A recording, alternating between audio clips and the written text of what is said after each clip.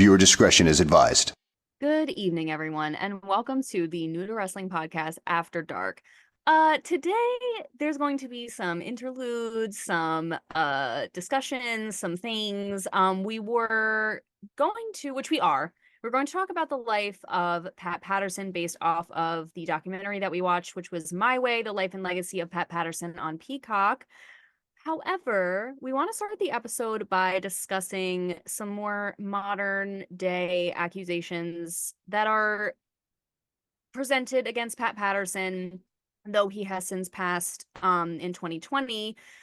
There's still a lot of things, as you guys know, there's so many things going on with Vince McMahon. Any upper management in WWE, there's a lot of things going on in terms of allegations, scandals, all types of things. And Pat Patterson being Vince McMahon's right-hand man for the majority of those years, some things have come to light. And so let's dive into that before we dive into the old Pat Patterson that we once knew. Right. Just because we want to, we on this show in particular, After Dark, have made a point to say many things can be true at the same time. Absolutely. So while we're going to get into his accomplishments and his life as far as the wrestling business goes, there is, caveats to that. So of course, let's address them now, so that we can just kind of make sure that we're putting this in a frame of reference, that we are not just throwing flowers willy-nilly on, anybody's name. We are aware of what has been said. Yeah, and it's not like we're aware and we're like, but we don't believe. Like, we know. And we know just as much information as all of you guys. We are still also making our own opinions about it. We're just two people talking, making opinions, discussing. Right. And we hope that you join us, and let's get into it. Right. Okay. So essentially this goes down in 1992 is essentially the kind of the crux of most of these allegations is when it begins. So there is a former ring boy or somebody who was they would like recruit from like local towns, whatever town they were in, to like come set up the ring. They'd like pay them a little bit of money, whatever. So this is being dubbed like the ring boy scandal. It is essentially, these accusations are leveled against Pat Patterson, Terry Garvin, and Mel Phillips, all wrestlers at this time. Well, Pat's probably in that weird transitional, like he's a more backstage role at this point.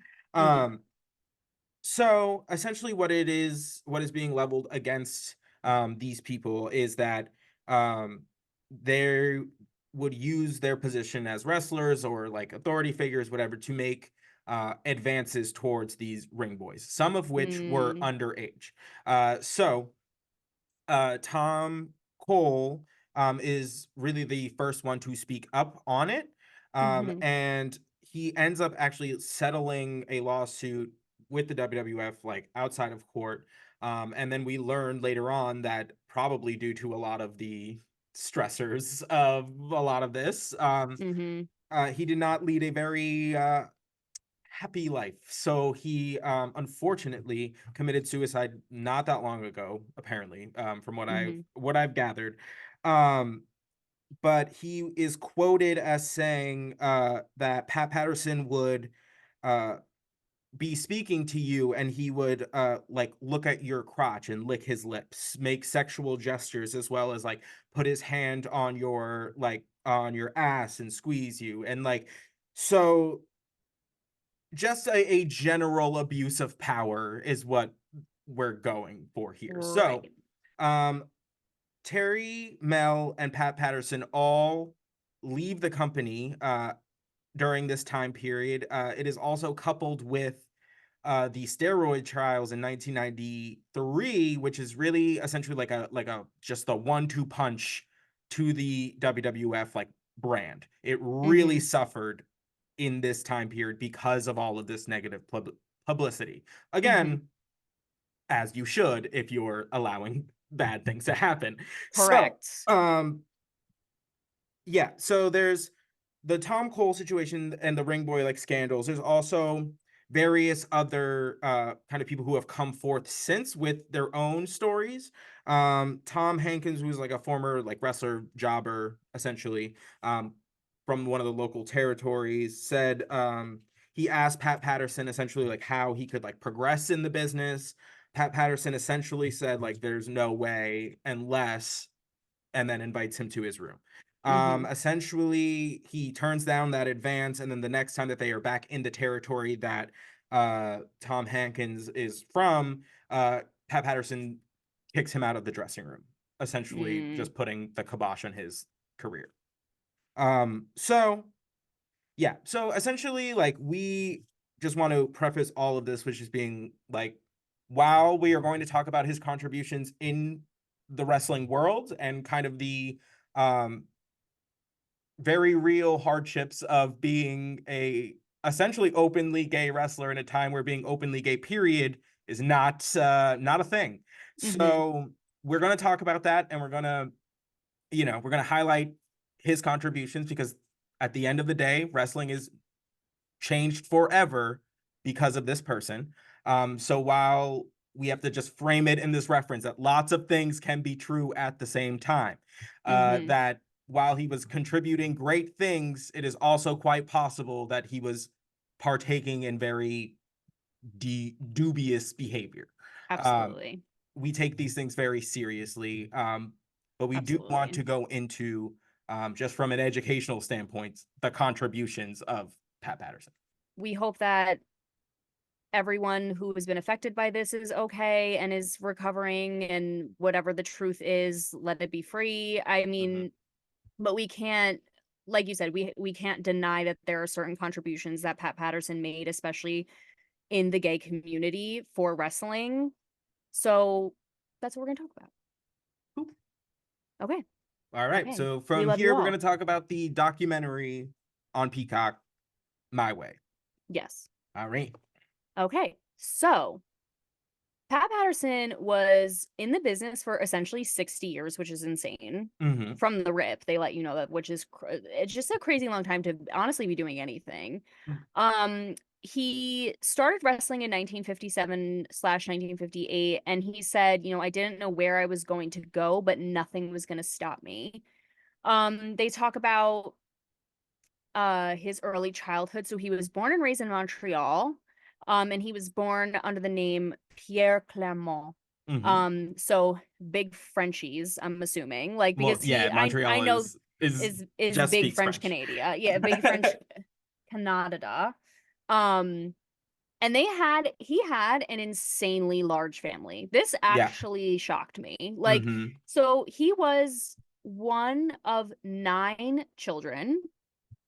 And then with his 2 parents, that's 11 people in one immediate family. And they lived in a 2-bedroom apartment.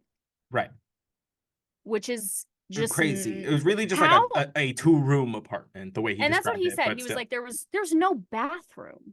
There was a toilet. There was no shower. There was no running hot water. There was just 2 rooms and 2 bedrooms and a kitchen. I literally don't even understand how they all could have slept in the same. I don't get it. It's crazy. Mind blowing. So no shower, no hot water, 1 toilet, 11 people in a 2-room apartment, essentially. Right. They were like, their mom would send them to the public pool with a piece of soap every 2 weeks to wash up, and that was the only way they were able to wash. And she said, that little chip of soap, you better bring it back, because that's all we got. They were Right. very, very, very poor. Right.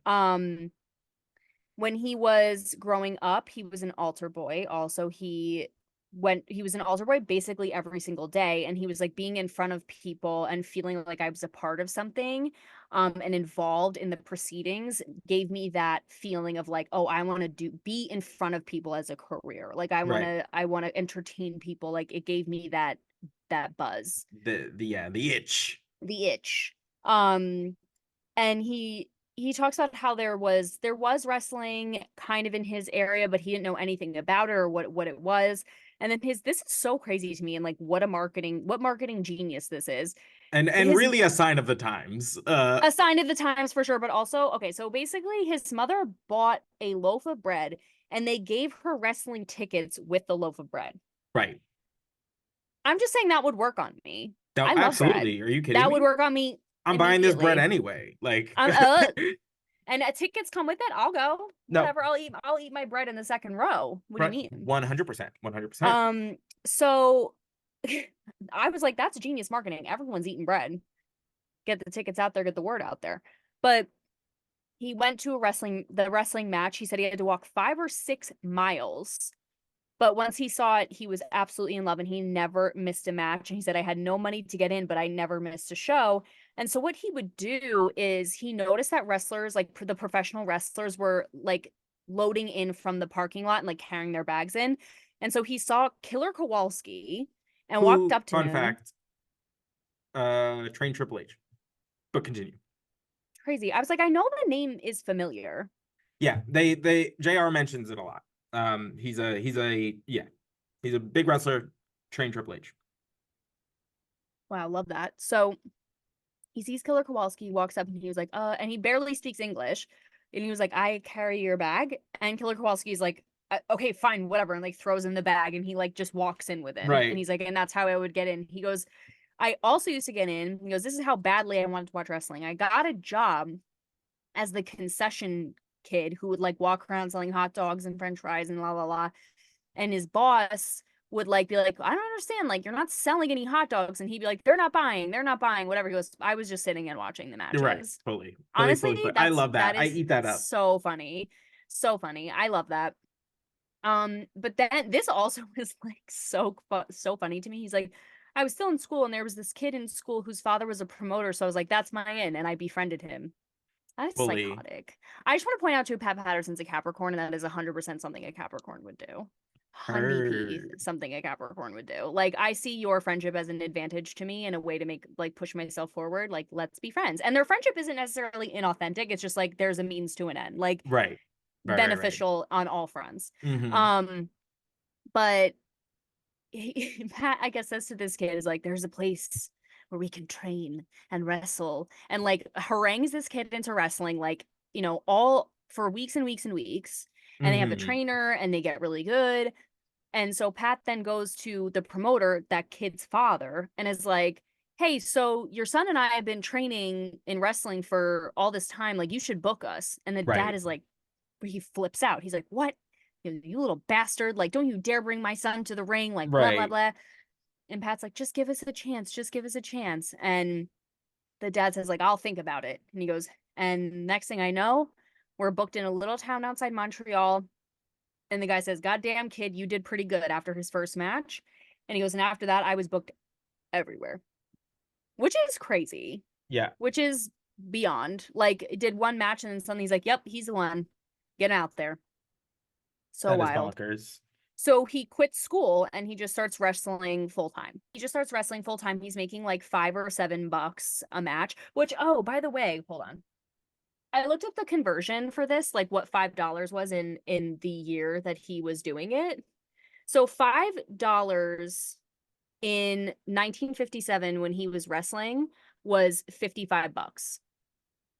But when I tell you what $50 is in that era, when he eventually starts really getting paid, you will be shocked by the difference of what a difference that money makes. So at the time he's being paid $5 or $7, and he realizes that if he's going to make it in wrestling and actually make it a career, he has to go to the United States. So that's what he does, basically. So at age 16, his family knows about his wrestling career, but they don't know that he is gay. And he is like, I already knew that I was gay. And he says, I was just a young guy, but I knew I wasn't attracted to girls. The first time I did anything with a guy, it felt so good to be caressed, to be held and squeezed. Like, it felt right to me. Right. And this broke my heart, I'm going to be honest. He said, I was so excited about this feeling that I literally ran home and woke up my parents at 1:00 in the morning to tell them that I was in love. And he's like, and his mom's like, okay, that's cool. But like, you didn't have to wake us up at 1:00 in the morning. And he's like, no, you don't understand. Like, I get it now. Like, I'm in love with a guy. And his parents flip out. Like, his mom is sobbing. the dad is like, we don't want to queer in the house. You have to get out, like whatever. And the mom is like crying, like, no, no, no, we can't get him out. And then Pat, who is again 16, is like, nope, that's fine. I'll leave. Like, I don't want to cause problems here. Like, I'll just leave. Which is That's crazy. crazy. Yeah, and leaves home at 16, which is Yeah. And he said, I was 16 years old and my father told me, don't come knocking on the door. And I didn't, yeah, which is that's wild. yeah, And very unfortunately, tale as old as time. Like this happened to literally. so many people. For Mhm. what? It's just whatever. I mean, we were talking about this before we started, and it's like it's the obvious thing where it's so hard to even fathom Mhm. how scared people were of Right. homosexuality, just even being in it's just so mind-blowing. And it's like not my commentary to make, but it's just like it's obvious, but it's still so Yeah. insane. It's yeah, I mean, and again, we are fortunate to live in the time we live in. Yeah. So it's like it just seems so crazy. Hmm. But that was just status quo. That was the reality. Yeah, that was just the way it was. So that's and like the way he like describes it, where he was just like, my father told me like not to come back. He's like, so I didn't. And Hmm. like it is unfortunately just that reality is so real and so recurring and such a Hmm. fear for people today. So you know, I don't know. I Yeah. don't know. I can't imagine what that must have been like. And the thing that like really surprises me about Pat is he never like at 16 like never really hit it. Like hit it, but like if someone asked, he'd tell them. Yeah, So he wasn't obvious about it, but he didn't hide it. Like he wasn't right, like, "Hey everyone, like I'm gay." But he was right, like, if you ask, he'd be like, "Yes." right.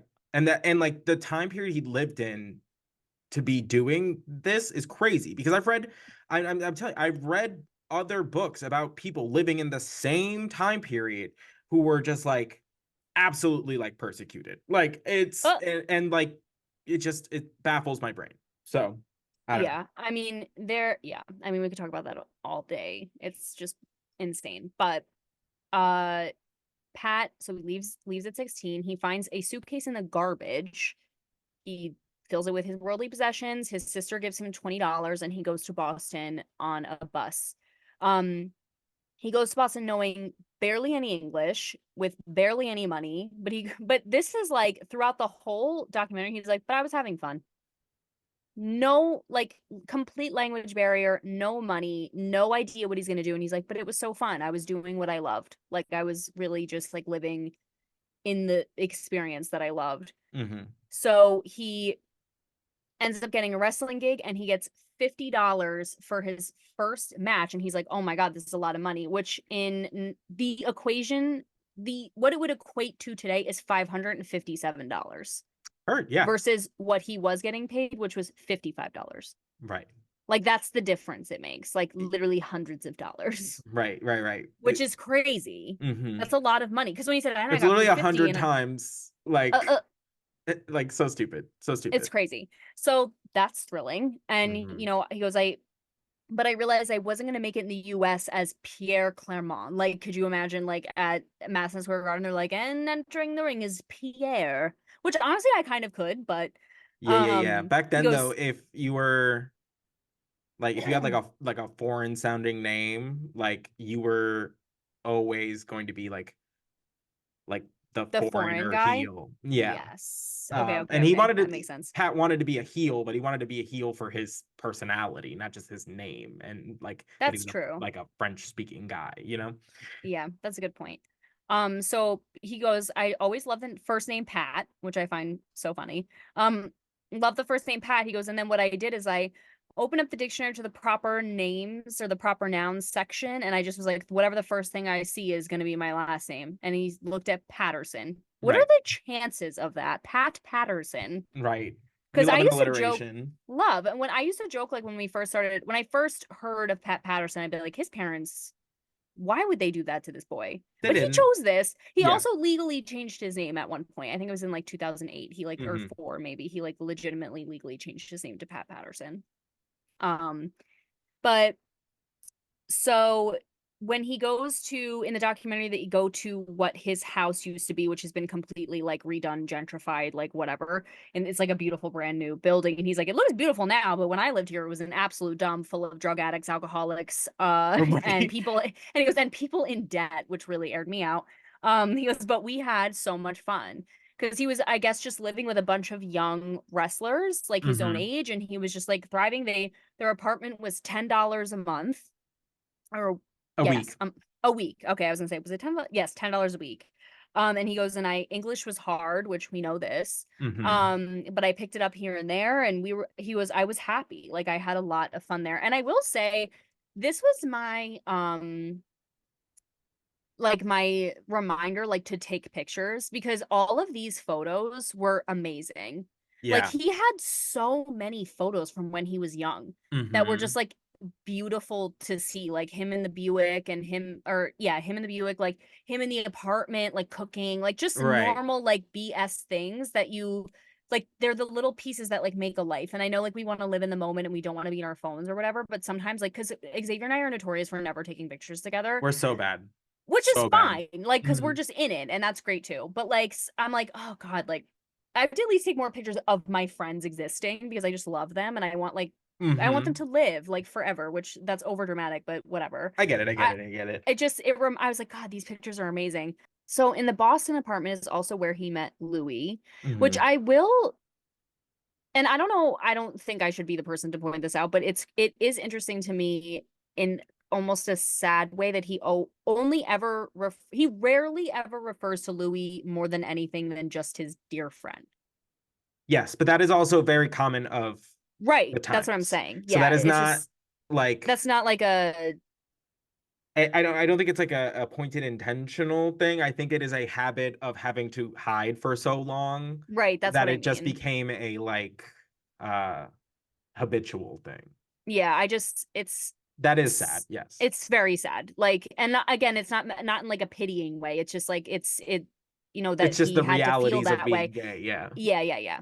Um, So he said his friends who he lived with knew like all these other gay guys who would go to the bars and who would be out. And so they decided to, introduce Pat to like all of their friends. And he goes, and, I'm meeting this guy and that guy. And then I saw Louis and I was like, holy shit. Oh my God. Like, I want to meet him one on one. And he says that to his friend, like, I want to meet that guy like one on one. Like, who is that? And he goes, I'll just make a call. And so he gets together. He said, Pat says, I had no money. And Louis arrived in a brand new 1962 Buick. He picks me up. We go have a drink. And I think, holy shit, it all Mm-hmm. started with Louis, which Mm-hmm. is so cute. Mm-hmm. Um, and so then he goes, Louis and I were in love. There was no denying that. Like, we felt so strongly for each other. But then there came a point when I had to leave. And this is wild to me because obviously, we didn't have cell phones then. Pat gets a letter in the mail Mm-hmm. from Mad Dog Vachon, who had seen him wrestle in Montreal, and says, "You're booked in Portland, Oregon. We'll see you there." And he's just like, "What? Like, I what?" yeah. He's But like, I don't even know where Portland, Oregon is. Like which he's was so the way he said that was so funny. He goes, I don't even know where Portland, Oregon is. Like, like, what do you mean? Like, and it's also like the farthest point on the country that like he's in Boston, you go literally. to Port, whatever. But just wild. So either way, he's like, yes, that's where I gotta go. So he borrows money from Louis to go and says to him, like, I guess maybe I'll pay you back someday, like, see ya, and leaves. He goes, but like a month later, I missed him so much. And Louis literally like quits his job, leaves his family, leaves everything behind to come and join me in Portland, Oregon. And they have amazing pictures of the two of them also. And Yeah. I guess like Louis was sort of, I saw this online. It was like he was also sort of like a manager figure to him in some ways. Yeah. Um which you could tell from some of the photos, like Louis, Mm-hmm. like they're like Is posing holding for the the championship title. Like, belt. Yeah, yeah. yeah, yeah. And he said we were having a good time in Portland, beautiful city. We really loved it there, but then wrestlers started telling me I needed to go to San Francisco, like, and that is where I really made my name.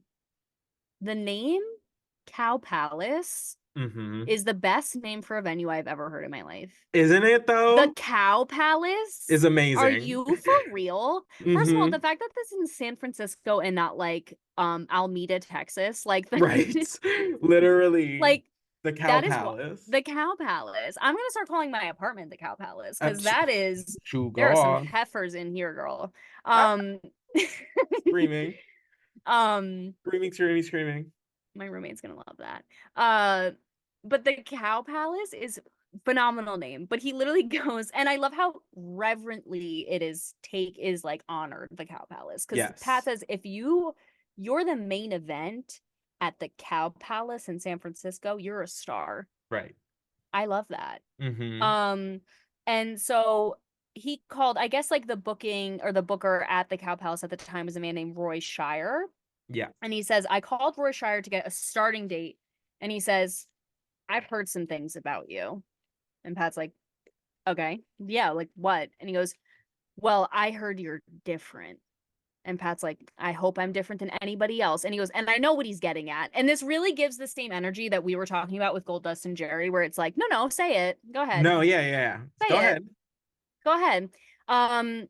So he goes, I knew what he was getting at, but I wasn't gonna give it to him.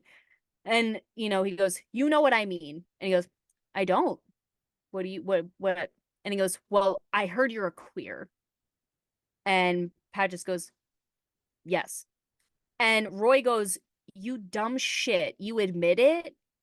And he's like, hey, Pat's like, hey, I just wanted to work for you, but if it's really gonna, cause problems, like, don't you worry about it. And then he Mhm. laughs and goes, and I was there for 15 years. Yeah. He's like, I was there for 15. He's like, don't worry about it. I won't embarrass you. Like, it's like, Yeah, like, I'm here to work. I don't know. This isn't relevant information. Like, yeah, like I don't care. Like, what does this have to do with my job? Like, it has nothing to do with my job. So he was there 15 years. Um, so Hulk Hogan is in this episode, and he says Pat Patterson, because I guess, not I guess, but Pat enters as a tag team with Ray Stevens. And correct. Hulk Hogan says Pat Patterson and Ray Stevens tag team took it to another level for all tag teams. Like they really set a bar. They became a huge draw for the whole Bay Area. Um, oh, and he says when he's there, he's like, you see this place? It's huge. It's gigantic. And the walk from the ring back to the locker rooms was a long one. And I used to get beat up here a lot, not by wrestlers, but by the fans. Yeah. For being a bad guy. And yeah, and he says, I always wanted to be a villain.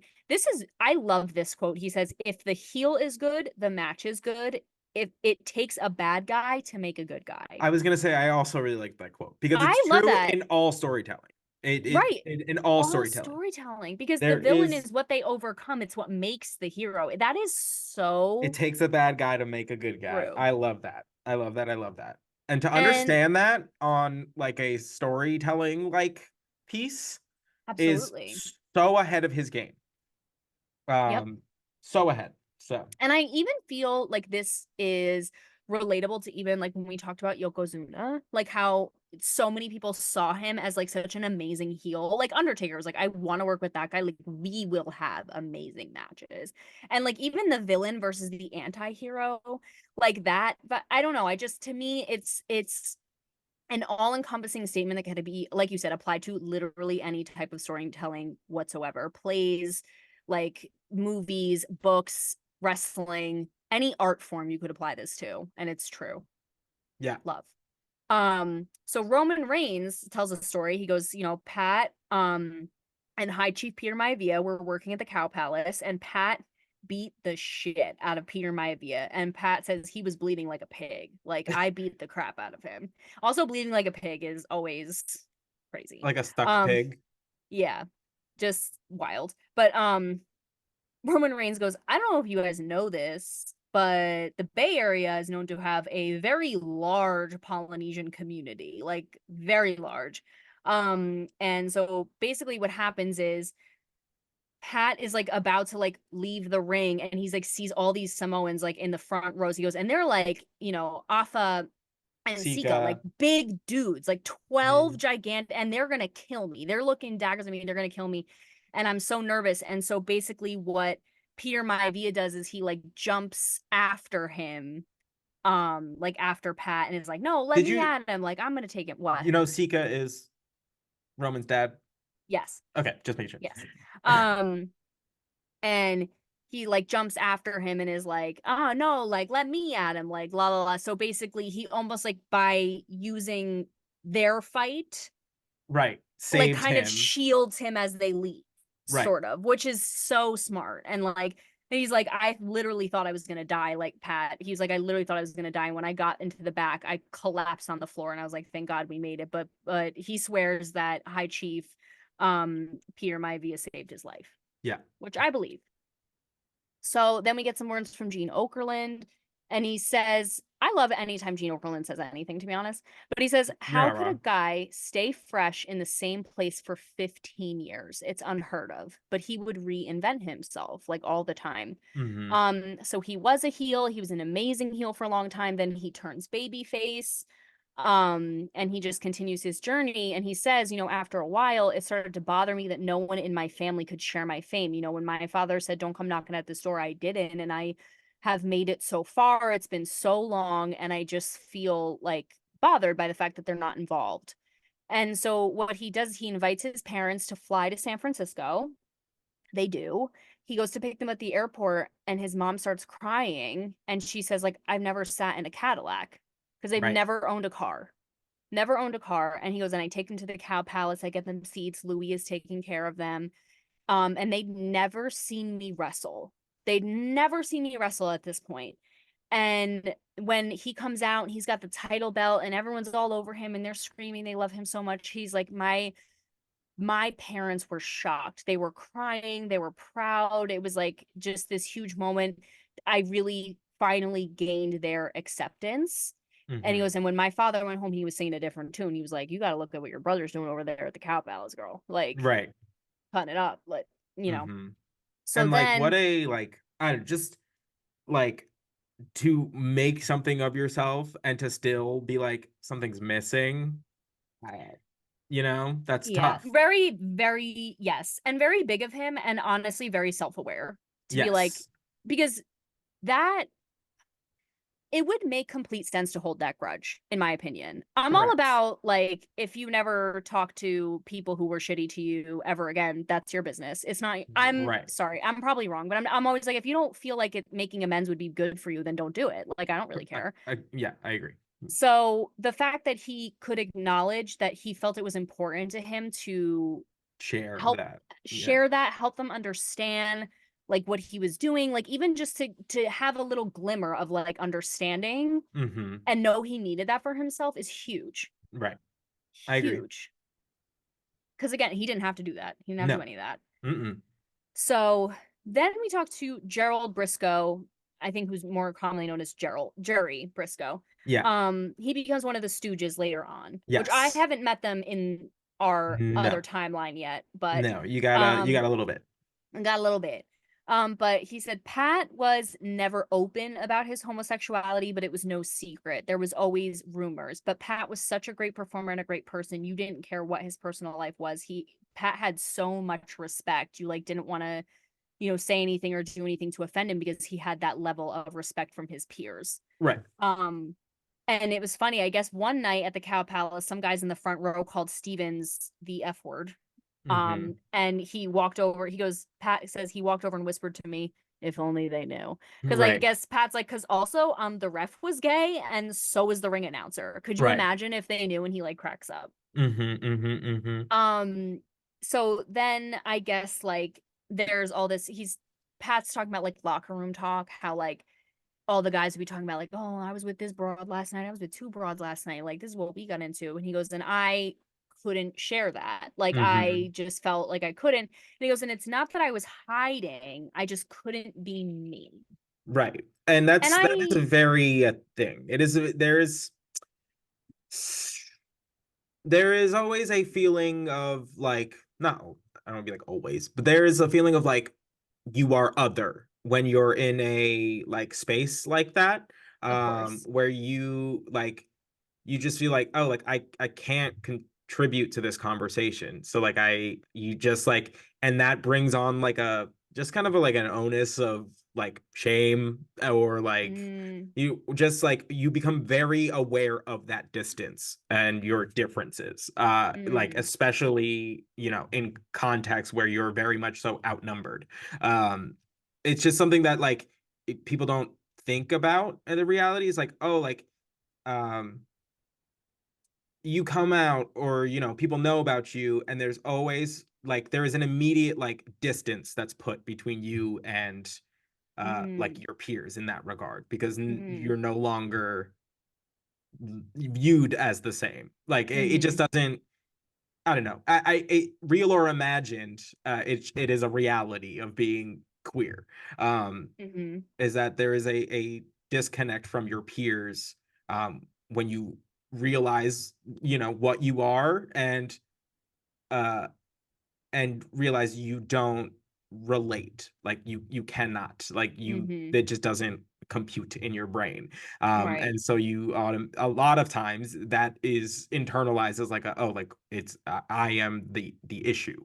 um Mm, Whereas it feels like Pat's just kind of like, he's like, because he was so ahead of his time as far as like just being very open, it feels mm, very like, oh, I they wouldn't want to hear it, so I'm not even gonna bother. Like I'm just gonna move right. on with my day. Like Like I'm comfortable with what I'm doing, but I don't need to share. right. Like, yeah. And I think that to your point, like commiserating is such a natural part of making human connections. Mm-hmm. Like being, oh, that I relate to that and being able to like discuss things and verbalize and like just Mm-hmm. that's why community is so important.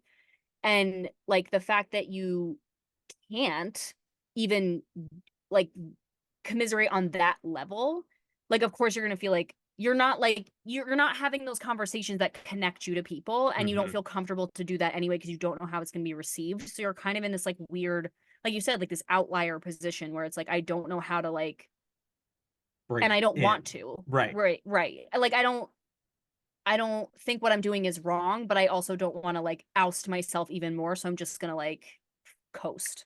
Right.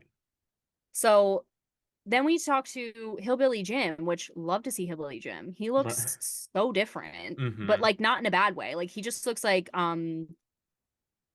what is that guy's name? Who did the he looks like kind of like Phil Collins a little bit, like with the hair and the Yeah, yeah, jewelry. yeah. Like Mm-hmm. either way. He says, "We love Pat Patterson. Pat Patterson was one of the boys, but we didn't talk about stuff like that. Those guys would stay in the closet as long as they could because of the ignorance and misunderstanding around the subject." So Right. again, you don't know who's okay with it, who's not. You don't know if you say like they're okay with it to an extent. Like you just don't know, especially in that time. Mm-hmm. Mm-hmm. Mm-hmm. But Pat talks about he how much he loved that San Francisco was such a gay city. But he couldn't go to gay bars because the papers would be all over it. He was like, Louis could go to gay bars, he'd go to gay bars and like hang out, whatever, because no one knew who he was. But I couldn't because it would be in like the papers next day and it would be this controversy. It made me paranoid, Mm-hmm. like, about my career. And this is when he says, for years, being gay was chasing me, but also the business was chasing me. It was weird. It's always on your shoulder that you're gay, and you can't be free when you are trying to be a star or a big personality, and it sucks. Yeah, I mean, look at Marlon Brando, James Dean, Hunters, something. There's a bunch of Oh, yeah. there's a Hunter bunch S. of actors, Thompson.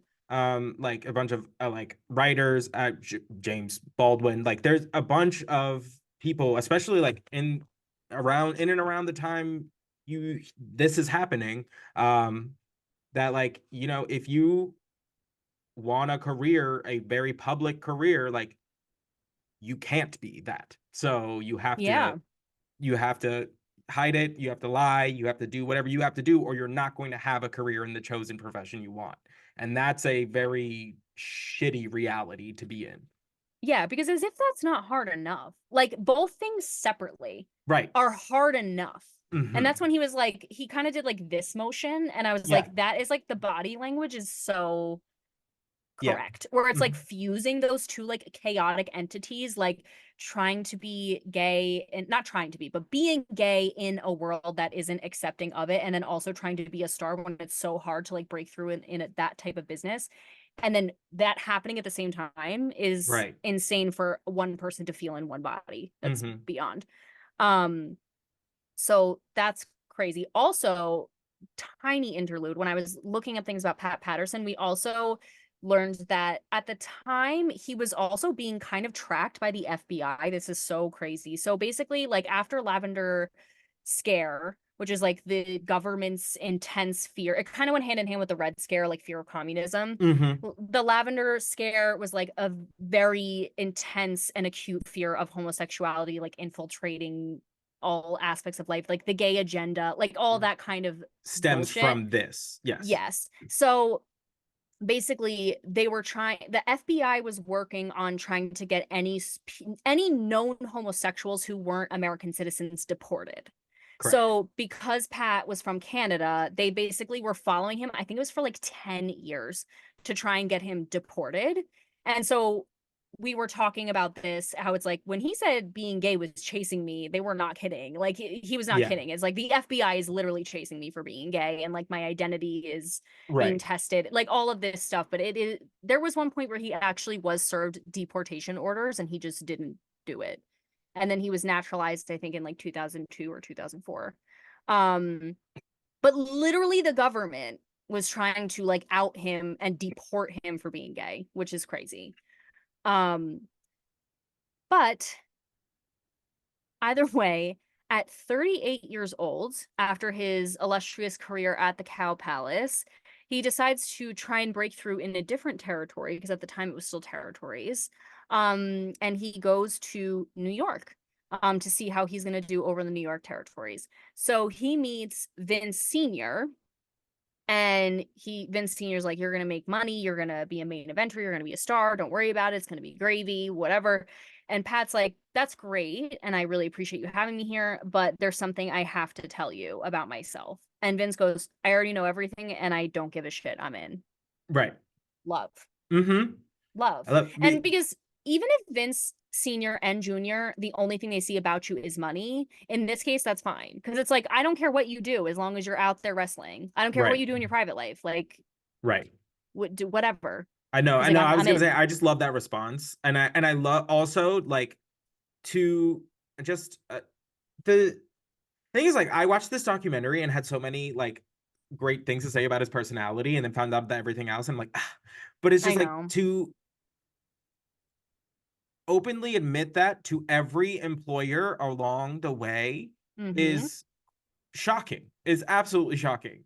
Yeah. Like Yep. what a like mind-blowing thing to like actually like think about. Like the government doesn't want gay people to exist, and he's out here telling every employer that he's ever worked for about him from the Yep. rip. And never once is like, no, no, Right. no, you got the wrong guy. Like, and he, again, it's not like Vince Senior asked him, like, are No. you gay? He was like, I just have to tell you. He goes, I don't care. No, no. He's like, no, no. I've heard it all. He's like, I don't give a shit. Like, I do Don't give a not shit. care. Yeah. Right? Like, Yeah, I love that. Again, Pat Patterson, like, mhm. he was nothing if not like consistent, or like, I don't want to say consistent, but like steadfast in being like, I'm not hiding. I'm Mhm. just, here I am. Existing. Yeah. Yes. Um, so his first match at Madison Square Garden was July 30th, 1979, and it was against Mr. Bob Backlund. Yeah. What a guy. Who And we they see later and actually looks pretty good, not gonna lie. no, How, actually, let's be honest. n- He did not look bad. I was actually shocked by this too. I'm glad you said it. mhm. We give credit where credit is due. So apparently, the match is an amazing success. Pat tears the house down. When he goes off stage, Vince Sr. hugs him and is like, that was so exciting. Thank you, thank you, thank you. That was amazing.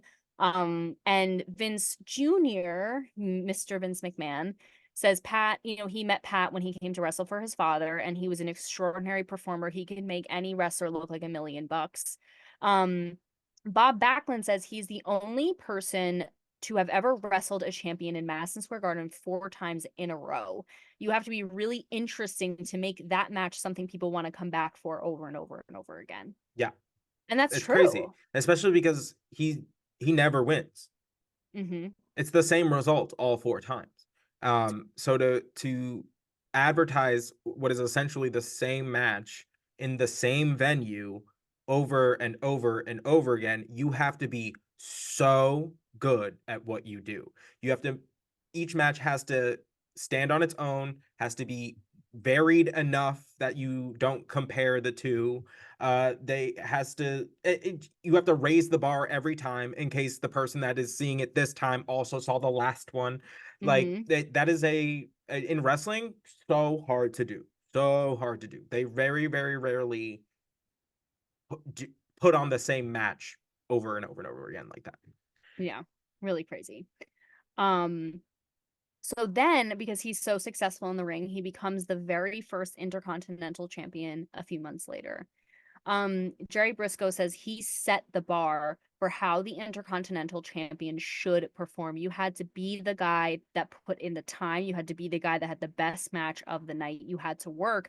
And this helped me understand when we talk about our regular show The about workhorse champion. the workhorse, because I only know that through the context of you, which is a beautiful context to Right. live But in. yeah. But now I understand. Like, Mm-hmm. I really get the origins of, like, it's the Gerald Briscoe says it's the Pat Patterson way Mm-hmm. of, like, you are working to maintain your title. That's your title, and you prove it night after night. Right. And so now I get why, when we're in this mush era with the Intercontinental title, like where we're Mm-hmm. at in the other show, I'm like, okay, well, now I get it, and now it's annoying. Like, Yeah. like, it makes sense Because to me. it's like, oh, that's what it's supposed to be. Got it. Right. And it has been historically, and now we're just kind of like Yeah. dropping it.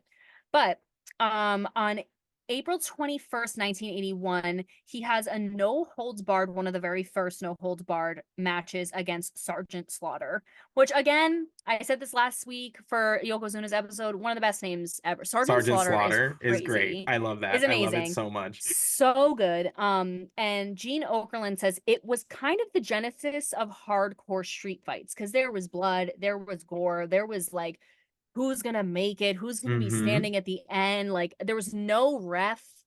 Like, they had to literally, I think it was like they literally had to wave a white flag and be like, I surrender. Mm-hmm. Like, which is so, I love the drama. Right. Like, you literally, like, because your arm might be dead tired, but if you don't want to die, you have to wave that white flag. You better get up there. Like, Mm-hmm, that's mm-hmm, so mm-hmm. crazy. They also do like some like variations on that match, or something like similar, but they'll do like you'll have like a spokesperson who has like your towel, and like they decide like when to literally throw in the towel. So I've Wait, I seen love those that. matches before. Those are pretty interesting. You But could yeah, never be that person for me. You would let me die. You'd be like, she can take it. And she I'd can be like take literally it. bleeding out on the floor. I'm the worst. But, like, only because you believe in me and think I got that much dog in me, that much scrap in the fight. And, like, I just be like, please throw it, please throw it. And I No, would throw it, like, instantaneously. and I'd I'd be be like, oh so my pissed. God. And I'd be so mad. And you'd be so mad and we'd never talk again. So let's agree to pick somebody. Yes. My God. But yeah, Kevin Nash says that match was Pat Patterson to a T. It was he still had a good night, but he elevated the heel. Yeah. So he just always elevated whoever he was in the ring with. Mm-hmm. Um, and Pat Patterson does end up winning that fight. So Pat says he never dreamed he would wrestle as a main event at MSG, and he got to do so every night, and it's something that he is incredibly proud of. It's one of his biggest accomplishments, and I get that, because Yeah. I can't imagine even just going as a spectator to Madison Square Garden is something to behold. So to be a main eventer wrestling at Madison Square Garden, I cannot Like imagine the night in, thrill. night out, like another day main event, another day That main event. another Crazy. bus club, another club, Nightclub. plane. And he's like, MSG, main event, bus, club. So um, ridiculous. but then I don't know how this transition happened. I guess because he just was getting older, but Mm-hmm. he started transitioning into being an announcer alongside Vince. But his English was not very good. Bruce Pritchard said he was hard to understand at times. He would, like, drop S's randomly, or, like, say things Mm-hmm. backwards or whatever. And I think at one point, Pat's like, and Vince used to like piss me off because he would just laugh. Like I would like make a mistake and make a fool of myself, and Vince would be like, ha ha ha, anyway. Right. And I get that. Like and Mm-hmm. Vince, so sorry, has like a very punchable looking face. Yes. So that would be hard for me to restrain myself. Mm-hmm, But mm-hmm. Vince says it was difficult for Pat, but Pat would do anything you asked him to do and give it his all. Um, Pat says, I didn't decide to stop wrestling or to stop commentary, but Vince wanted me in the office. I was on the road and I realized talking to Vince, I said, it seems to me that you are getting behind on the bookings. And Vince was like, well, well, what do you think? Like, I'm doing this all alone. Like, what do you want from me? Blah, blah, blah. And I guess Pat offers his help, is like, look, if you want help, like, I'm free this weekend. I'll help you out, blah, blah, blah. And Vince is like, we went to the work on Saturday. I said, can you come back again tomorrow? And then essentially Pat never left the office. And Yeah. then we were just in there. Mm-hmm. And he makes Pat senior vice president. And Right. Pat is literally like, I don't know what that means. I love that. It just cracks me up because Love. honestly, if it's just how it works. It's just how it works in companies. Like, Yeah. like it's Like, just true. Like, oh, I like you. You're my friend. yep.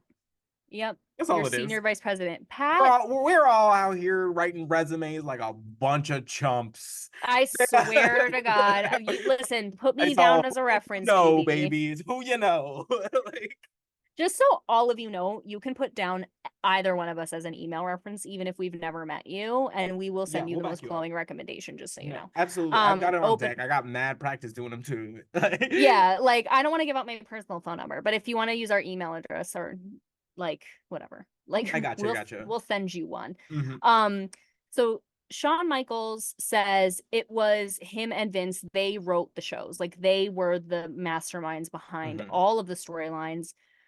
Bruce Pritchard says they created all the storylines, all the live shows, and they worked with all of the talent and all of the producers. Like they did everything. Mm-hmm. They were working 7 days a week, all the time. Like Pat tells a story about how it was like Labor Day, and Vince is like trying to call people and no one's answering. And he's like, "Why isn't anyone answering the phone?" And Pat's like, "I mean, it's a holiday." And Vince is like, "I hate holidays," Yeah. and I believe that. No, I yeah, it believe is. that he No, it does. is. You can talk about like anybody that talks about like Vince's like work at the man does not like vacations. He doesn't like breaks. He is like the type of person that sleeps like 3 hours a night, like wakes up, goes to the gym, goes to work, goes to the gym again in the middle of the day, like goes back to work, goes to the gym again at night. Like he's crazy. But you have to be. Like I think if you're Yeah, going to build something on the scale that he was envisioning and what it ends up being, like you're nuts. Like you have to love working more than most anything else. yeah. So, I think that he the most chaotic and unstoppable duo ever would be Vince McMahon and Kris Jenner. yo, I think the world would explode. I think Two different demons right. meeting who never stop working, Yeah. I never don't know. stop manipulating the people around them to make them money. Ceaseless. Ceaseless. I don't know. Crazy. Um, Hillbilly Jim, and which also I want to point this out, Hillbilly Jim is the only person in any interview I've ever seen that never uses his real name. Like Hillbilly Jim is his name. Like, because you know when it pops up like with their Mm. little tag It'll be that's like like former wrestler, blah blah blah blah former blah. wrestler Hillbilly Jim. His is my name is Hillbilly Jim. Like Yeah. it's not Shawn Michaels, like he Sean never uses, Hickenbottom. yeah, like he never, it's literally like my name is Hillbilly Jim. I love that. But he says Pat was super instrumental in us becoming the monster that we did as far as entertainment goes. Um, Vin says he came up with storylines I never would have thought about creatively. It was like epic. And Scott Hall, better known as Razor Ramon, says Pat Patterson would put Vince in his place. Like he wasn't being disrespectful, he was just doing his job. Like they would be in meetings and Vince would say something and everyone who imitates Pat goes like, no, that's Yeah. horrible. Don't do that. Like he's not just like, I actually don't think that would work. He's like, oh no. Yeah. He's And like, I love oh, that though, because like I love that. I like need people like in that in my life. no, and people like Vince need people like that in their life. Right. And I think Scott says that he's like, when you're that powerful and you have a bunch of yes men around you, You like, got yes, of course, yes, sycophants. yes, yes, yes. Oh, sycophants, good word. And Pat was like, ew, brother, He was like, brother, Brother, oh brother. no. That's hilarious. Like, could not be more fitting. I love that. Mm-hmm. And literally the motion of like waving his hand, being like, oh God, no, even get that idea Mm-hmm. away from me. Boo. I I just love love that. that. And you need people like that. But Bruce says, Pat looked at it like, I'm sitting in the crowd. What do I want to see? What is going to make this exciting? Mm-hmm.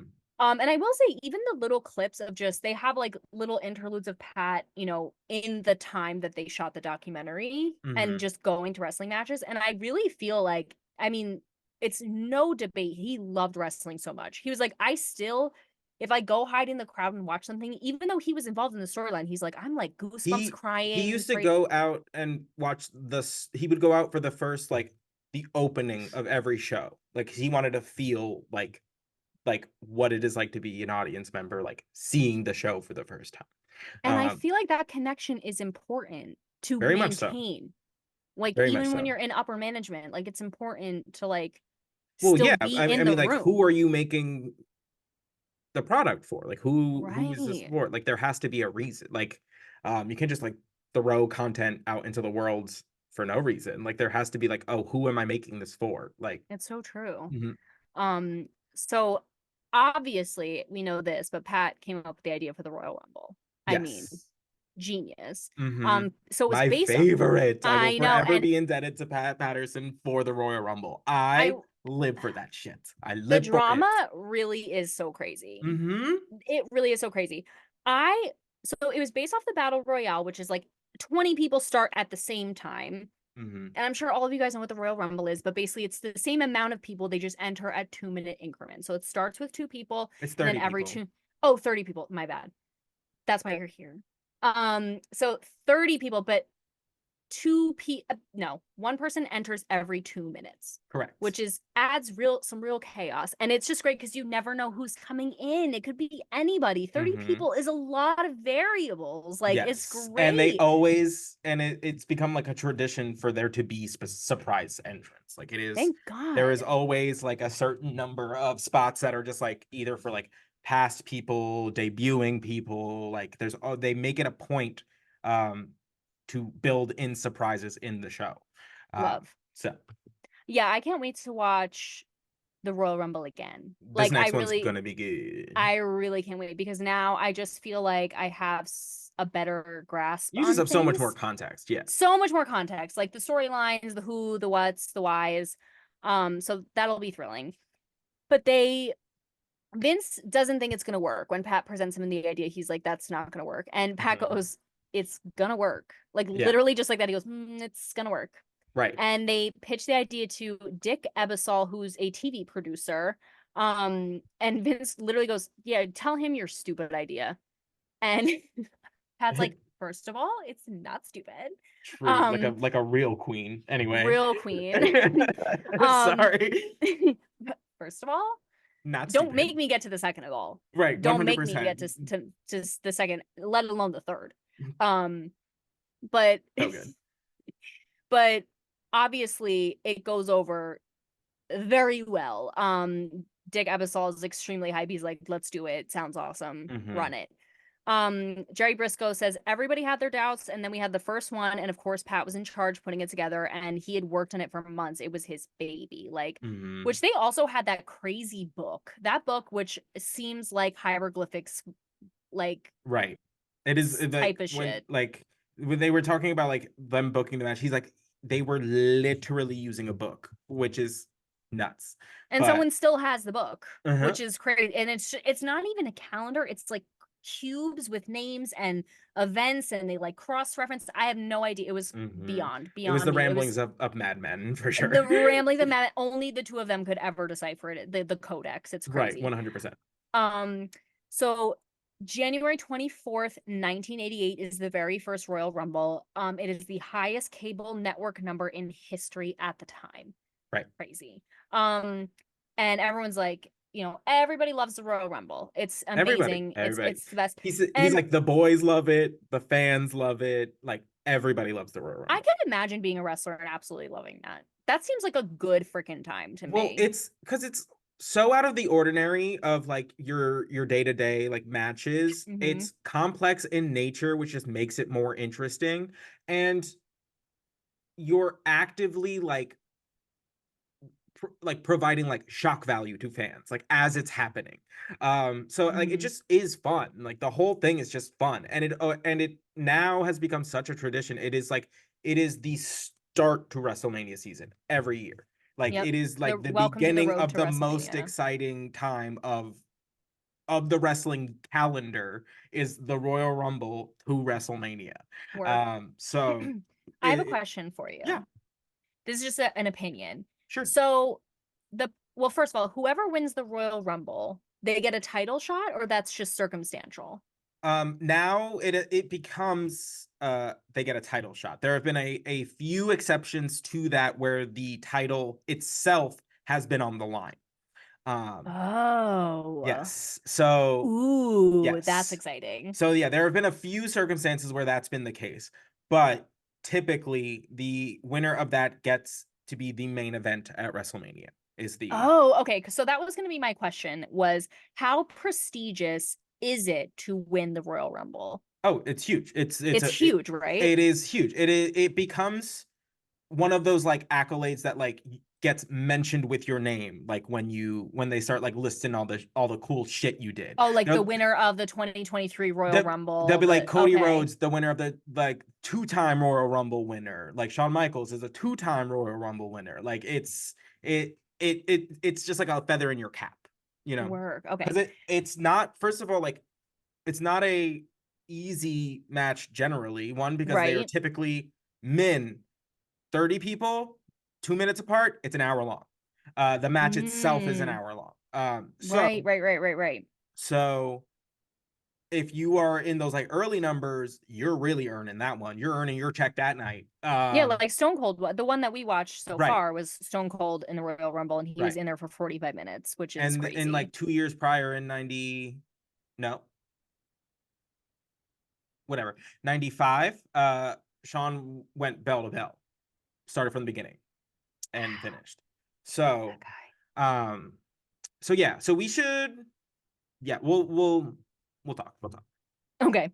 Um, but Pat Patterson says every time I watch the Royal Rumble, I'm in heaven because it's just cool to like have. I mean, that's crazy to have your Mhm. idea. And for all intents and purposes, it's kind of a simple idea. Like a concept is very simple. Staggered Right. entrance. Like it's the Usually the concept best itself is ideas are simple. are very simple. Some like what is that? It's the saying is keep it simple, stupid. Right. Like keep it simple, stupid. Like it Hmm. and to have that and have it have such an impact and like such a dramatic, like Hmm. it's just so good. And to There's have it persevere is and it's crazy. also that, and I watched a Mark Henry was on a podcast and he was asked about this like one move sequence that like is attributed like to him that a lot of the bigger wrestlers now do because they Mm, saw Mark Henry do it. And he got like a little bit of like emotional about it. And he's like in wrestling, it is so hard to create something that hasn't been done before. Um, that's true. That's very so true. he's like that's the thing, like that's like the running joke in wrestling. It's like, oh, like everything in wrestling has already been there, done that. Has somebody has seen it or done it already. So when you can really like make a contribution and it is original and it is yours, like that And is it's lasting. that's forever. So and Pat's got a few of those Yeah. in his, you know. And this one, even if this was just the only one, Right, like, is huge. Is okay, huge. like, all right, If the Royal Rumble is his magnum opus, like that is well done. well done. What a career. Like, Like, okay, Amadeus, and like, that's the thing is like crazy. that is like creating the Royal Rumble itself is enough of a like contribution to wrestling to put you in the Hall of Fame. This is after a like ridiculously long career. Career, Like, so wild. yeah. Um, so, oh, also, I really quickly want to mention, I just also love the name, like, from Battle Royale, they made it the Royal Rumble, like, how they Hmm. do those little things with the words, like, love that Hmm. marketing meeting, thank you. Um, But then Pat Patterson starts scouting talent. So, and gets very involved in that aspect. So Shawn Michaels says, I'm sure as I sure as hell wouldn't have gotten my break without him, and not to acknowledge that would be criminal. He made me better creatively. He challenged me in ways that I didn't even know he was challenging me. Bret Hart shares a similar sentiment. We wouldn't be talking right now if it weren't for Pat Patterson. He was a huge part of all of our success. Mm-hmm. Um, and And it, if you're looking at the wrestlers that are like speaking, like they're the workhorse wrestlers. oh, They're amen. they That's like so true. mm-hmm. I was like, Brett and Sean were excellent Intercontinental champions before they became WWF champions. Yeah. That is such a good point. I'm so glad you said that. Mm-hmm. And Um, when they talks about like this next piece, like the their match, mhm. that is the workhorse match. Like that is like you don't The get Iron, more yeah, workhorse than that. yeah, the Iron Man match Mm-hmm. Which we for need to at watch. WrestleMania. Yes, I really want to watch this actually. Obviously I know the outcome, but I still want to watch it. So it's WrestleMania 12, Bret Hart and Shawn in the Iron Man match. It was all Pat's idea, allegedly. At least that's what Bret and Shawn say. Yeah, And he pushed for it to be an Iron Man an match Iron because Man he knew that match. they could do it. Like they had Yes. though if any two wrestlers were going to be able to like sustain a story for that long, it was going to be these two. And it's so true. It's Oh, so it is true. so true. I It is mean, amazing. we've said that all the time about both of them. Like Shawn Hmm. Michaels, he just keeps going and going and going and And it's going. Sean's career is not dissimilar to Pat's. He is now in creative. Oh yeah. Hmm. Girl, I love all these connections we're Hmm. forging. Um, but Pat had said, like, I loved them so much. They entertain me, and I'm a wrestler, and if they entertain me, that's big, I'm telling you. Yeah. So, I mean, obviously it was crazy. It was amazing. It was like just beyond one of the best matches for both of their careers. It's like one of my favorite matches of all time. Like Yeah, I it is can't it is wait one to watch I it. rewatch. You know what? Next week's After Dark. We're gonna watch it. Yes. Okay, great. I love when you do this. I love when you do this, and then it's on the episode, so we have to hold you accountable. Right. So all right, yeah, we'll watch the Iron match. It's an hour. If you want to hear us talk about one match for an hour, let's do it. Let's go. Period. And you know you do. Don't even start. Um, So wrestler Edge says to him it was all about the work you could do in the ring. Before him, a guy like Shawn Michaels and a guy like Bret Hart are not seen as world champions because we know it was the era of the big man at the Hmm. time. But like you said, Pat was interested in the workhorses who could get in the ring and actually make some magic happen. And not that the big men can't do it, but it's just a different type of work. Stone Cold said he was one of the greatest minds behind the scenes in the business. And Pat says, and I thought this was great too. He says, to me, all I did and I loved it was to help the talent with their character. Yeah. So he was like, and they have these like amazing videos of him wrestling with the guys like behind the scenes, like training them. Hmm. And it's just cool to see. And again, it's like an obvious thing that must happen, but like wrestling as your character, like what your character would actually do Right. versus like what a move, like, oh, maybe I'll like hit him. And it's like, no, but your character is like shadier than that. Maybe he does this. Like Right. to The actually psychology of it is yes, to develop the style of your wrestling based off your character, and it creates the brand. And again, that's like it seems obvious, but like to actually be trained in that mindset to like really get it's into like one of those things that seems obvious but is difficult to practice and do if you don't have that yes, kind of like guidance or like mind to put those like two and two together like that.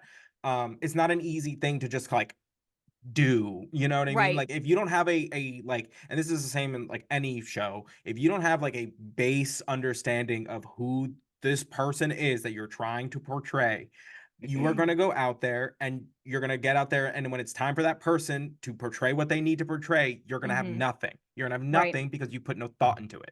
It's so So true. Pat was a very big advocate of being like one, he really loved the wrestlers that could work in the ring, but he was ahead of his time always in that he understood the storytelling aspect of a match probably better than almost anybody. Yeah. Because even like at one point he says something like, you guys always move fast, but in this match, there's like the stakes are a little bit different. So you kind of want to move slower through the like he Well, no, just yeah, his he was mind is saying he was just like crazy. he's like you have a tendency to go fast. He's like that's when you're gonna miss a punch. You're gonna what? He's like take your time, and it's the same thing like they tell you when you're on doing like stage productions and things. You will Mm. have a tendency to speed up, but what ends up happening is you are no longer intelligible to the audience. So it's like one of those things. Mm. It's the same Mm-hmm. kind of like concept where it's just like you are excited because you're out there in front of people and blah blah blah blah blah, but you if you rush through it the sequence, they miss the sequence, and if you Right, can't right, right. communicate what the sequence is, you didn't do your job. So That's yeah. yeah, And doing it, having to do it with your body. right, Again, seems obvious, but like a play, you're speaking things so you can just slow down and right, articulate, whatever. But like having to communicate that with your body while also trying to communicate with another person who's doing it with their body, right. crazy. And to the person in the back of the arena, like Right. And to to the the ref, guy so they who bought the understand. yeah Yeah. who bought the nosebleed ticket, like he has to feel like he got his money's worth too, like, So and true. that's crazy. And the commentators have to be able to understand what you guys, what moves it. It really is wild. It really is Hmm. wild. I will fist fight anyone who says this is fake swear. Like this I, is I get it. it's whatever. So anyway, in 1996, Paul obviously or Paul LOL Pat so LOL. The way sorry. we want to talk about Paul Heyman at all times. Swear anyway. So in 1996, obviously for Pat's many contributions to the wrestling business, he is inducted into the Hall of Fame. And this is a really beautiful moment because he publicly shares the award with his longtime partner, Louis, who Hmm. is there, Yeah. which love. Again, he says dear friend, but we know No, obviously he also he that goes in like for he's like he's been a dear friend, a companion, like yeah, yeah, yeah, yeah. yeah. So Um, I just thought that was so special. Again, because so where special. this is 1996, where Goldust is getting slammed for even remotely having an iota of the suggestion of homosexuality. Like, Right. That is so true. Wow, so that's actually crazy so now that at you the say that. same time that that is going on, like publicly, for him to just kind of acknowledge somebody that has supported his entire career and I'm sure also had to take a lot of uh hiding, navigating, skirting, like through all because he was with Pat his whole career. So Yeah. just as Pat was, navigating those spaces, he was also navigating those spaces. So to not be able to like receive your accolades without acknowledging that is it like that's important. Like you need Hmm. like especially considering just the context of the relationship. It just didn't happen. So, Yeah. cool. So true. Um, but then very unfortunately, just 2 years later, Louis drops dead of a heart attack. It was the day of King of the Ring. So Pat is obviously working, busy. Louis decides to fly home to visit his family, and they call Pat and say that he just dropped Hmm. dead, which is horrifying and very scary. Like just that could Yeah. happen. Like I don't Mhm. know. It's one of those things where it's just like, oh my God, like we are What? just You're in right. flesh prison and it could all end at any time. Really crazy. Yeah. Um, but he says, Pat says, without Louis, I don't think I would be here. I would have never made it as far as I did. They were together for 40 years. Yeah. And I mean, even just thinking about the beginning of their relationship and how he just dropped everything and Louis dropped everything to follow him to Portland is just and has been with him this whole time through all of Hmm. this. Like it's just beyond. And it's very bittersweet to have that moment at the Hall of Fame induction and then just 2 years later, like to have that person gone. It's like you're grateful you said it, but it's so sad. It was like right before this person passed. Hmm. But he says everyone showed out for Louis' funeral. There were so many people there that the police were like, that must have been somebody famous. We've never had this many people for a funeral. Um, And a lot of like the wrestlers who were in this documentary say like really beautiful things about Louis. He was very sweet, very nice. Like he was always like a stand-up guy, always had so much fun with him. Um, and this nearly killed me. Because they I guess show something to Pat and you don't see it right away. And Pat says, like, oh God, you're really trying to make me cry, but like I don't want to cry. I've done that enough. And they show a picture of a fan club certificate for the Pat Patterson fan club, like signed by Louis. Like it's Mm-hmm. like I certify that like Louis, I forget his last name. It's like done. It's something with a D. Hold Um, on. I had it. Where was it? it's like Dundero or Dundero. Yeah. Dundero. Okay. Um, I certify that Louis Dundero is a part of the Pat Patterson International Fan Club. Like that is so cute. Like if that's not the energy, I don't want it. If you're not a part of my fan club, don't be Mm-hmm. here. That's crazy. That's so sweet. I love that. Yeah. The Um, so cute. yeah. So then they transition into talking about the quote unquote Mr. McMahon character, which I have yet to see in real life. Um, and how Pat and Jerry were his stooges. Yes. So Vin says there was many times I didn't know what I was gonna do or say, but they were so good. They knew how to react. They were great at improvising. Yeah.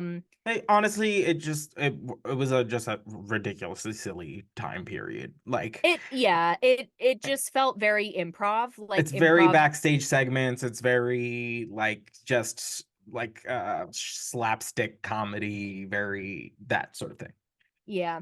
Um, and Edge says, he was one of the best minds in the business and he understood that this was just entertainment. Because they had Pat Patterson, who is this like incredibly lauded wrestler. He was the very first Intercontinental Champion. He's doing the Right. most insane, ridiculous stuff, like for fun, like Yeah. for the ha ha he, like Yeah. Yeah. Yeah. Yeah. just to be the guy that like slips and falls and face first into a pie or something. Right. Like just Yeah. it's very slapsticky. Mm-hmm. Um, and Pat says, being a stooge, well, it was fun, but sometimes inside I was like, why the hell am I doing this? Like, I am a professional wrestler.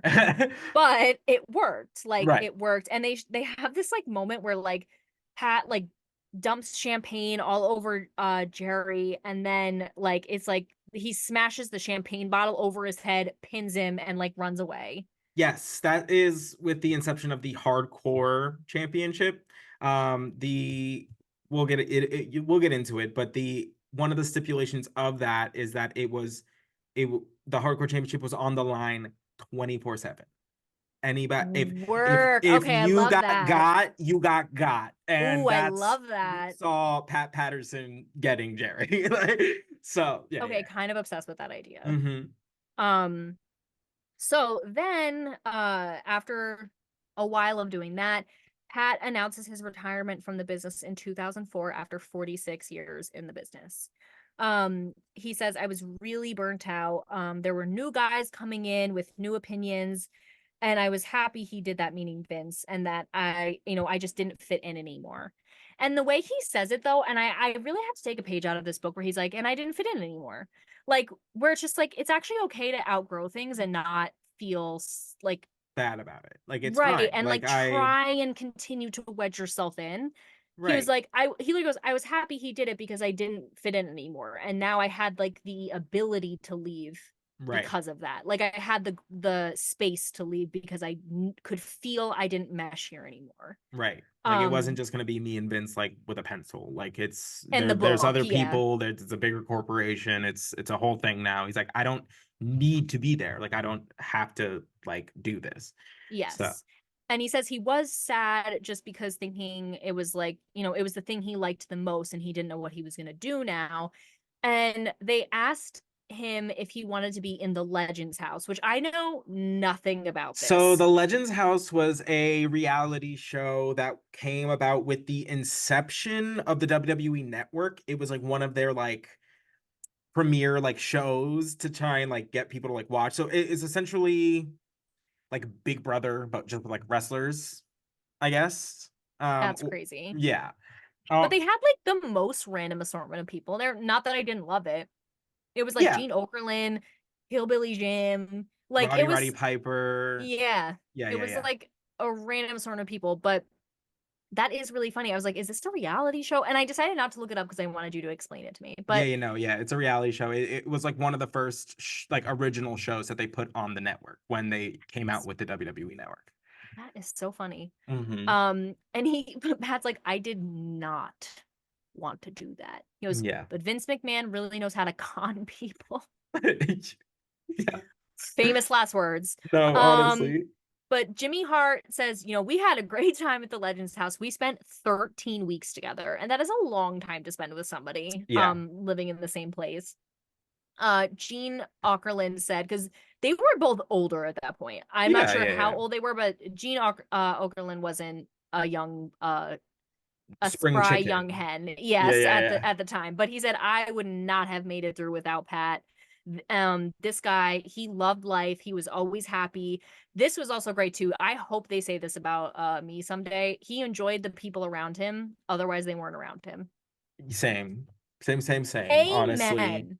Energy. Mm-hmm. Um, so the last night of the Legends house, or the last night at the Legends house, they're having dinner. And this is when Pat finally decides to come out publicly. Like straight up, I am gay. I am Right. gay and I survived all these Mm-hmm. years in the wrestling business. And it's like this huge moment. Like he cries, everyone cries, they cheers to it. He's like, I've never said this publicly before. I This is wild to me because like we said, like he wasn't necessarily hiding, but he wasn't like, here it is. Mm-hmm. This was 4 years before he died. What? Like when 2000. He doesn't die till 2020. oh wait, no. Wait. Was it 6 years? Wait, hold on. Sorry. I looked this up and I thought it was like a very short amount of time before he died. Like when Legends House was. Mm-mm. I probably just did my math wrong. Sorry. He died in 2020. No, I know, but the last episode of Legends House. I Oh, it was 6 years before he 2014. died. Yeah. 6 years before he died. Okay, Yeah, sorry, yeah, sorry, yeah. sorry. No, you're good. I just wasn't. I was like 2004. No, that doesn't sound right. But My bad. yeah, yeah. No, you're good. Okay, I will go back. Um, but this was 6 years before he died, Yeah. which is crazy. I mean, Mm-hmm. literally 6 years before he died is when he felt comfortable enough. And I'm not saying like he should have done it sooner. It's not that. I'm just saying like that's a wild thing to like do and feel you have to do Mm-hmm. even at the age that you're at. Now, obviously he doesn't know when he's Right. going to pass, but like he's an older man. It's not necessarily a secret, but he says like I said before, it always felt like being gay was chasing me and I always hoped one day that that would go away. And he means like the feeling of being chased. Mm-hmm. Um and now it is, and it's a great feeling. Mm-hmm. He says, "Now I say it. I'm Now free." I say it, like you all knew, but now I said it. Right. And I think that is a very, and this is obvious, but it's a very important distinction. Yes, it is. And it is a very it's in a very important just kind of step most queer people make in that it's kind of just like being different, you open yourself up to a lot of just kind of ridicule. A lot of it is just not in your hands. A lot of the conversation has nothing to do with you. That people like to throw in their 2 cents, give their, their piece. Um, but there is something uniquely powerful about being like, no, that is, yeah, this is who I am. And now I Mm-hmm. say it. Now I'm the one who's telling you who I am, not you all telling me who I am. Mm-hmm. And because when you are different, like everyone likes to tell you who you are, how you should be, how to act. Um, but there is something very, very powerful and very, or I view as necessary in being like, no, I am my own person. I'm going to tell you who I am, Mm-hmm. and then you can do with that information what you want. You Mm-hmm. do not get to have that power over me anymore. Mm-hmm. And the generation he comes from probably informs a lot of why this took so long. Right. That's what I was gonna say. Like, and I'm gonna do it when I want to on my timeline. And I don't feel, and this could be wrong, but I don't feel like he should have felt the need. Like, I don't know how I want to say this. Like, he shouldn't have to even do this like huge declaration. And like, I No. understand why it's important, but the only reason anyone should ever feel that they need to say it is because they feel they need to say it for themselves. Right. And so even if it's when he's in his 70s and he finally feels the need to say it, Right. that's his business. Like Right. that's his timeline, that's how he wanted, like he lived his life the way that he wanted to live his life, and like you said, maybe there was another time he wanted to be more public about it, but because of the generation he grew up in he couldn't. But it's like your timeline, you don't owe people the explanation of Mhm. saying something like that because they're already saying it about you. Right. So it's like perfect timeline regardless of when you say it and why. Mhm. No, yeah, um absolutely. but Vince says, Pat, well, we already knew, but for him to be able to say it for himself must have been a huge weight off his shoulders. Bruce says Pat's homosexuality was the worst kept secret in the wrestling business, but it was good for him to like finally get it off his chest and just be Mhm. free. Um, and then they talk about how, Pat Patterson never really retired. Vince was like, come to work whenever you want. Like, you can come and offer your 2 cents whenever. Bruce said he would watch the program at home and had very strong opinions about it and was not shy about coming in to share them. Love that. Um, Dolph Ziggler says Pat would come in and be like, I saw you last week and it was terrible. It was Yeah. awful. And he'd be like, dang it. Like it was, but then we would hash it out. Because he just wanted the best possible wrestling show there could be. Mhm. And I love that. I love the expostulations, the Mhm. just like the blunt honesty, but we're gonna work on it. I'm not gonna tell you suck and then not help you. Like we're Right. gonna figure it out. Right, Like, right, right. Michael Hayes, better known as Doc, says everyone always looks forward to when Pat is around and he always has something to teach you.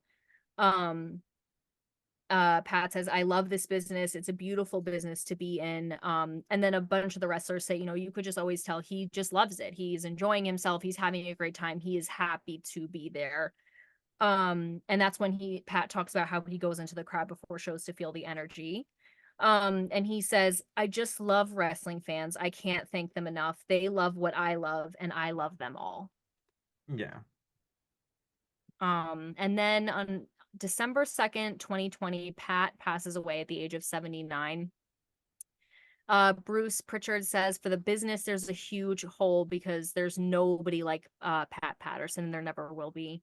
Um, and every wrestler says he was very helpful to the younger generation. He was very open about sharing. Obviously, we know this, he was training them, but Mhm. he was very willing to teach. He was a Yeah. great teacher. Um, and Vince says basically says there isn't a tombstone big enough to commemorate all of the accolades and all of the Mhm. things that he did for everybody here. Yeah. Um, And you can tell like during that the bell salute, like Vince was like Vince is like not an emotive no, dude, but nope. he was like having a hard time holding it together. Yes. And because even during Pat's retirement thing, he literally at one point Vince is like, okay, stop hugging me.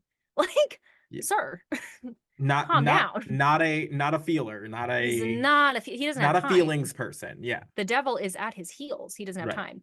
Um, but that also it really, we were living in such a weird void with COVID, and like obvious, so it was like a virtual, like obviously the wrestlers got to be there Yeah. and whatever, but like the audience was just like virtual. It was Yeah. just like such a weird, it's so weird to look back at that time, but also at the same time I feel like sometimes it's nice to not have the crowd. Like it's like obviously you want people to, right, okay, so like I was like, I'm wait a not minute, crazy, right?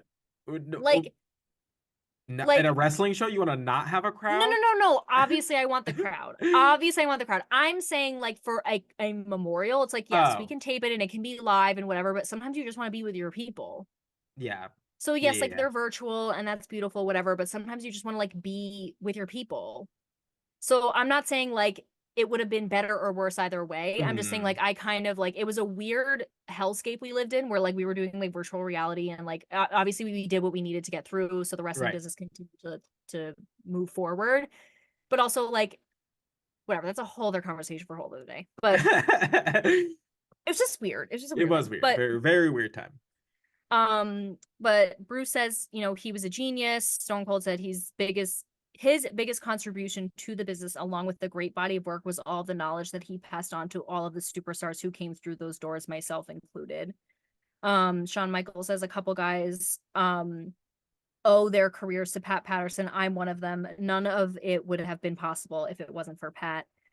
And Bruce finishes the episode with, everything you look at in the WWE, I can guarantee Pat had a hand in it. And then it closes with just chants of merci, Pat, from the crowd, from one of his, I think it was like a farewell episode when he was leaving, retiring. Right. Yeah. Yeah. That was this episode of this documentary on Pat Patterson. Yeah, Obviously, so that was a very the very complicated history of Pat Patterson. yeah, So. and you know, it's one of those things where there's so many things obviously they didn't get into, like, you know, that the steroid trials happened also in conjunction with a huge like turning point in his career. Like there's so many things that also, like, it's a documentary that is edited and put together and curated for a specific purpose. So, you know, we take everything with a grain of salt. Yep. So I guess moving forward, we're going to see like where these allegations go, what happens, and you know, if we know more, I guess we'll at some point talk about it, because I'm sure when we know more about Vince, we'll discuss it with that trial, which I'm sure will be a while. Did you see was put on hold because the FBI decided to take it over? So that's fun. Which is really crazy. The FBI, like, they never forgave for the steroid trials. They're coming back with a vengeance. Listen, if this is true, they need to come. Like, they need to come. No, they absolutely do. You're so right. You're so right. Something needs to happen here. I mean, it's just, we'll never 100% know what happened behind the closed doors, but I can guarantee you a lot of it was not good. Right.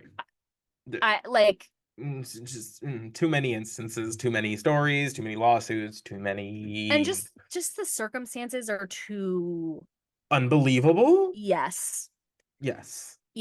And just like the power dynamic, everything. You guys all know. I mean, and so I'm assuming we'll give you updates when we know more, but like I said, or like Xavier said, things are on hold, and we'll discuss when we are able to discuss. Yeah, sounds good.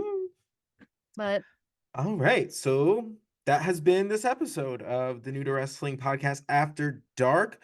Look out for, so this comes out on Saturday, so look out for our next episode of just New to Wrestling podcast. We're continuing our trek through the Attitude Era, and then look out for next week. We're gonna watch the Iron Man match. We're gonna talk about it between Shawn Michaels and Bret Hart at WrestleMania 12, because it is a doozy, and I feel an integral part of wrestling education. So yeah, for sure. Thank you as always, wherever you catch us. Thank you for liking, commenting, subscribing, and we will see you next time. We'll see you there.